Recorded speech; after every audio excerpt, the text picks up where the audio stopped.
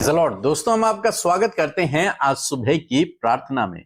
और जैसा कि आप सभी लोग जानते हैं कि हम उत्पत्ति किताब को स्टडी कर रहे हैं और कुछ कुछ वचनों को मैं आपको सिखाने की कोशिश कर रहा हूं, जो कुछ मैं पर्सनली अध्ययन करता हूं सुबह उठकर, और जो परमेश्वर मुझसे बातचीत करते हैं वो बातें मैं आप तक पहुंचाता हूं। मैं प्रभु से कहता हूं, प्रभु मुझसे भी बात करें और उन लोगों से भी जो लोग इस वचन को सुनेंगे। और निश्चय मेरा विश्वास है कि परमेश्वर इन वचनों के द्वारा आप तक अपने संदेश को पहुंचा रहे हैं और आप उन्हें सुनकर अपने जीवन में अप्लाई कर रहे हैं। निश्चय ये मेरी ओर से नहीं, लेकिन परमेश्वर पवित्र आत्मा की ओर से ये वचन होते हैं, क्योंकि ये पवित्र शास्त्र है और हर एक वचन परमेश्वर के द्वारा लिखा गया है और हमें सिखाने के लिए ये लिखा गया है।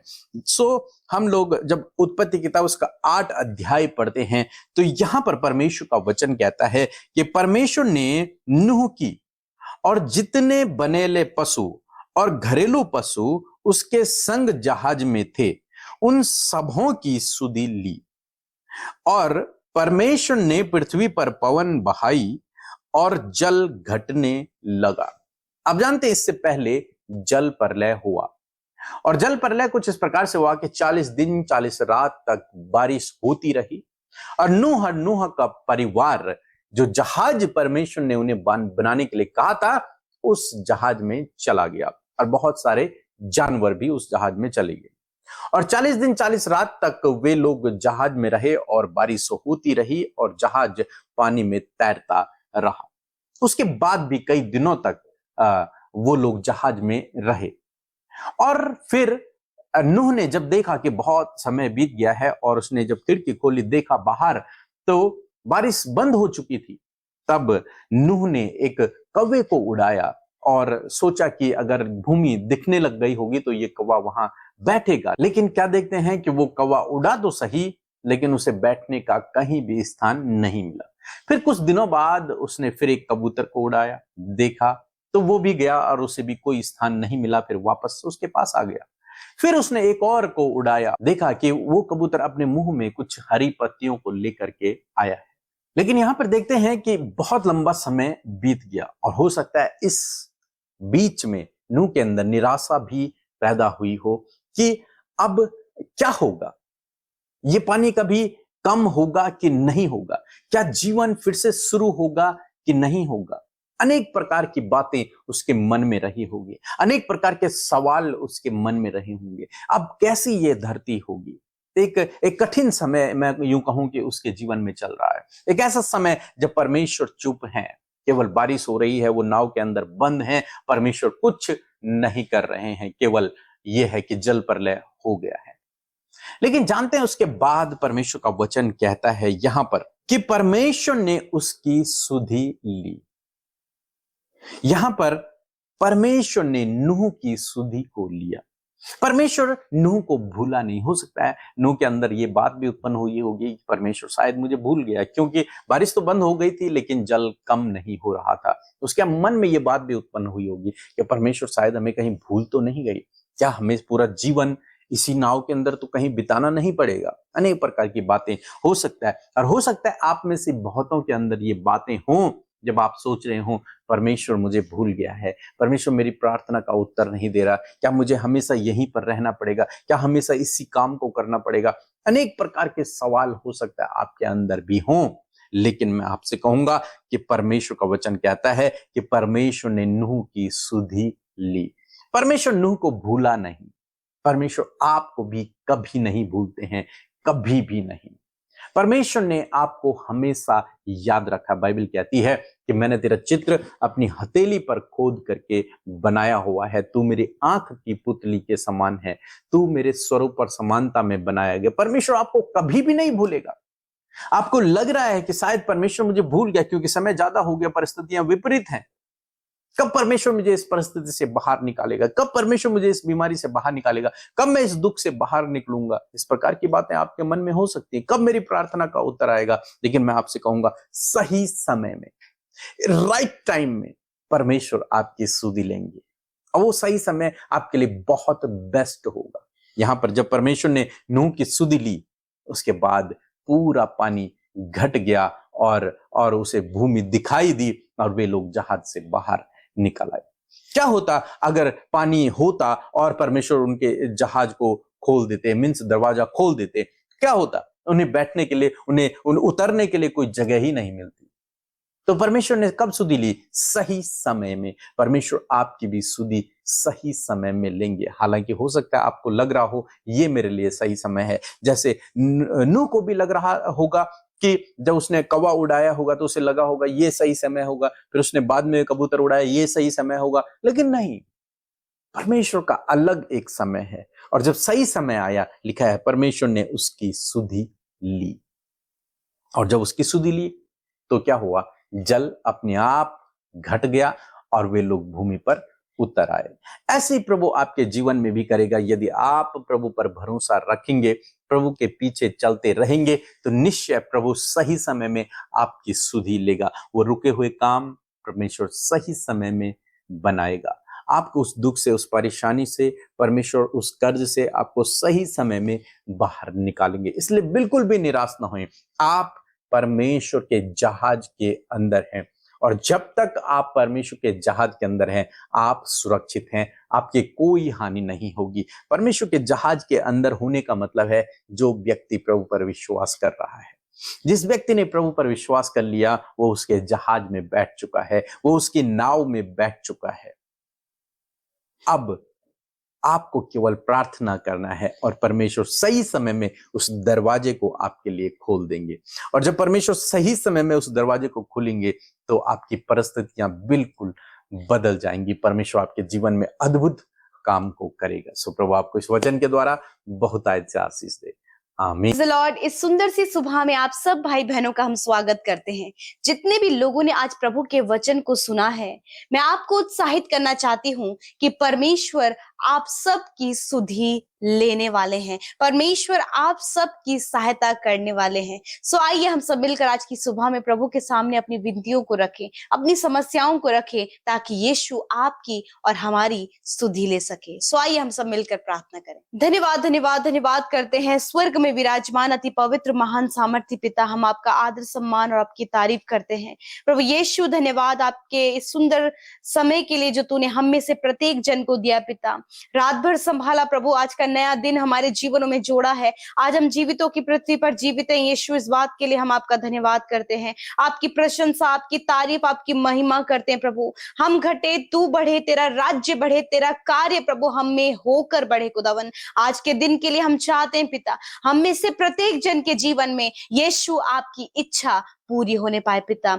आपकी इच्छा हमारे जीवनों में पूरी हो। यीशु मसीह, आज के दिन के लिए ज्ञान बुद्धि समझ को आप हमें दे मेरे प्रभु, ताकि प्रभु उस ज्ञान समझ को, उस बुद्धि को प्राप्त करके प्रभु जी आपके कार्यों को, आपके राज्य को हम बढ़ा सके प्रभु जी। हर एक नेगेटिविटी, हर एक डाइवर्ट करने वाली बातें, हर एक निराश करने वाली बातें इसी वक्त हम इन भाई बहनों के जीवन से दूर करते हैं। हर एक निराशा, हर एक उदासी, हर प्रकार की परेशानी यीशु के नाम से हम दूर करते पिता। आज के दिन में प्रभु जहां कहीं तेरे लोग जाए, आपकी सुरक्षा, आपकी प्रोटेक्शन प्रभु इन भाई बहनों के लिए, इनके बच्चों के लिए, परिवार के एक एक सदस्य के लिए मांगते पिता। इनकी जर्नी में आप इनके आने जाने में सहायता मदद करें, इनके कामों को आज के दिन में सफल करें प्रभु, और होने दे पिता परमेश्वर हर एक को प्रभु एक अच्छा स्वास्थ्य दे पिता, ताकि स्वस्थ रहकर प्रभु ये आपकी महिमा करे प्रभु। विशेषकर आदर है आपके वचन का प्रभु, जिसके द्वारा आपकी वाणी हम सब तक पहुंचिए पिता। जिस प्रकार प्रभु जब जर पर लय हुई पिता, तो प्रभु तूने नूह और उसके परिवार की सुधि ली पिता परमेश्वर। उसी प्रकार परमेश्वर पिता, यदि आज बहुत सी मुश्किल, परेशानी, विपत्तियां और बहुत से बुरे बुरे हालातों से होकर प्रभु तेरे लोग गुजर रहे हैं प्रभु जी, ऐसे समय में प्रभु जब वो बहुत ज्यादा प्रभु जी अपने आप को थका हुआ, हर जगह से दरवाजे बंद, हर जगह से उम्मीद और आशा टूटती हुई जब आपके लोगों को नजर आ रही है प्रभु, ऐसे समय में परमेश्वर पिता आपके लोग आपकी उपस्थिति में बैठने पाए खुदा। और मैं दुआ करती हूँ पिता कि तू सुधि लेने वाला परमेश्वर है, अपने लोगों की ओर दृष्टि करने वाला, क्योंकि तेरी दृष्टि तेरे लोगों पर लगी रहती है कि तू अपने सामर्थ्य के कार्यों को उनके जीवन में दिखाए प्रभु। मैं धन्यवाद करती हूँ आज जितने भी भाई बहन प्रभु यीशु मसीह मानो कि वो अपने जीवन में दुखी, परेशान, समस्या में, निराशा में, उदासी में, बहुत कुछ उन्होंने अपने जीवन में खो दिया, बहुत कुछ प्रभु सारे दरवाजे मानो कि बंद नजर आ रहे हैं, हर जगह से प्रभु उम्मीद और आशा टूटती हुई नजर आ रही है प्रभु। ऐसे समय में प्रभु मैं आज प्रार्थना करती हूँ, जिस जिस प्रकार यीशु नूह की तूने सुधि ली, उसके परिवार की तूने सुधि ली पिता, उसी प्रकार खुदावन आप इन भाई बहनों की, नौजवानों की, बच्चों की पिता, हर एक व्यक्ति जो ऐसे समय से, ऐसे पल से जब उन्हें लगता है कि सब कुछ भी उन्हें समझ में नहीं आ रहा है, कुछ भी उन्हें आगे नहीं दिख रहा है, ऐसे समय में प्रभु आप उनकी सुधि लेकर उन्हें प्रभु आगे मार्ग दिखाएं परमेश्वर पिता, उनकी सहायता करें प्रभु जी, मुश्किल दौर से बाहर निकाल के एक आशा, एक उम्मीद उनके मनों में जगाएं परमेश्वर। प्रभु तेरा वचन कहते हैं अंत में फल होगा और तेरी आशा ना टूटेगी। हर एक व्यक्ति प्रभु जो आप पर आशा लगाए हुए है, हर एक की जो आप सुधि ले रहे हैं प्रभु, उनके जीवन में खुदावन वो आशा पूरी हो और अपने जीवन में तेरी भलाइयों को देख सके खुदावन। मैं धन्यवाद करती हूँ आज प्रभु, यदि अपने फाइनेंस में परमेश्वर प्रभु दरवाजों को बंद देख रहे हैं प्रभु जी, अपने रिश्तों में दरवाजों को बंद देख रहे हैं प्रभु, जीवन के हर एक क्षेत्रों में दरवाजों को बंद देख रहे हैं प्रभु जी, कुछ भी प्रभु इनके जीवन में अच्छा और बेहतर नहीं हो रहा है, कोई भी उम्मीद और आशा नजर नहीं आ रही है प्रभु, ऐसे समय में प्रभु यीशु मसीह आप इनके लिए उपाय करें, आप इनकी सुधि लें, आप इनकी सहायता करें। धन्यवाद क्योंकि सहायता यहोवा की ओर से मिलती है प्रभु। मैं धन्यवाद करती हूँ प्यारे परमेश्वर। होने दे पिता इस समय प्रभु जी, जब लोग बीमार है, शारीरिक रूप से कमजोर है, दर्द में है, तकलीफ में है, हॉस्पिटल में है, वेंटिलेटर में है प्रभु जी, उन्हें लगता है कि शायद इस बीमारी से ये कभी ठीक नहीं होंगे, ऐसा विचार जो इनके मन में चल रहा है, मृत्यु का विचार इनको आ रहा है, यीशु के नाम से मृत्यु का विचार, हर एक ठीक ना होने वाला गलत विचार यीशु के नाम से इसी वक्त हम इनके थॉट से डिस्ट्रॉय करते हैं और कहते हैं हर एक रोग, हर एक दुर्बलता, हर एक बीमारी इसी वक्त इन भाई बहनों के शरीर से, छोटे बच्चों के, नौजवानों के, वेंटिलेटर आईसीयू में पड़े हुए हर एक व्यक्ति के जीवन से निकल कर चली जाए। जिस प्रकार तेरे तो लोगों की सुधि लेता है प्रभु, तेरा वचन कहता है कि विश्वास की प्रार्थना के द्वारा रोगी बच जाएगा और प्रभु यीशु मसीह उसे उठाकर खड़ा करेगा। इसी समय जो रोगी हैं, दर्द में है, अपने हाथ पैरों को नहीं हिला पा रहे हैं, नसों में प्रॉब्लम है, पैरों में सूजन है, आंतों में प्रॉब्लम है, स्टमक में प्रॉब्लम है, किडनी में, लिवर में प्रॉब्लम है, हार्ट में प्रॉब्लम है, लंग्स में प्रॉब्लम है, अस्थमा की प्रॉब्लम है, या फिर परमेश्वर प्रभु जी वायरल फीवर से, कोरोना वायरस से प्रभु जी वो ग्रसित हैं, यीशु के नाम से मैं कमांड करती हूँ हर एक रोग को, मैं कमांड करती हूँ हर एक बीमारी को, get out in the name of Jesus. यीशु के नाम से आज्ञा देती हूँ हर एक रोग, हर एक बीमारी, हर प्रकार की शारीरिक कमी इन बच्चों के शरीर से, नौजवान भाई बहनों के शरीर से, बुजुर्गों के शरीर से इसी वक्त जाओ यीशु के नाम से। बहुत सारे भाई बहन इस समय ऐसे हैं जिनके शरीर में घाव बने हुए हैं, आपके घाव इसी वक्त चंगे हो रहे हैं, जिनके हाथ में, उंगलियों में सफेद दाग है, चेहरे पर सफेद दाग है, पीठ पर, छाती पर सफेद दाग है, इसी वक्त आप चंगे हो रहे हैं। रिसीव करें अपनी चंगाई को, रिसीव करें अपनी चंगाई को। थैंक यू फादर क्योंकि तू इन भाई बहनों की सुधि ले रहा है परमेश्वर, जिनकी जांघ में मेरे खुदावन एक बहुत बड़ी गांठ बनी हुई है, इसी वक्त परमेश्वर आपको चंगा कर रहा है। Thank you Jesus, thank you Jesus. धन्यवाद करते प्यारे परमेश्वर पिता, मेरे खुदावन सिस्टर बिमला जिन्हें ब्लड कैंसर है, यीशु मसीह आपको चंगा कर रहा है, इसी वक्त अपनी चंगाई को ग्रहण करें, विश्वास करें क्योंकि यीशु के कोड़े खाने से आप चंगी हो गई हैं, इसी वक्त अपनी चंगाई को रिसीव करें। Blood cancer I command gate out in the name of Jesus. मैं प्रार्थना करती हूँ जितने भी भाई बहन किसी भी प्रकार के कैंसर से इस समय ग्रसित हैं, उस कैंसर को, कैंसर के सिम्टम को यीशु के नाम से मैं नष्ट होने की आज्ञा देती हूँ।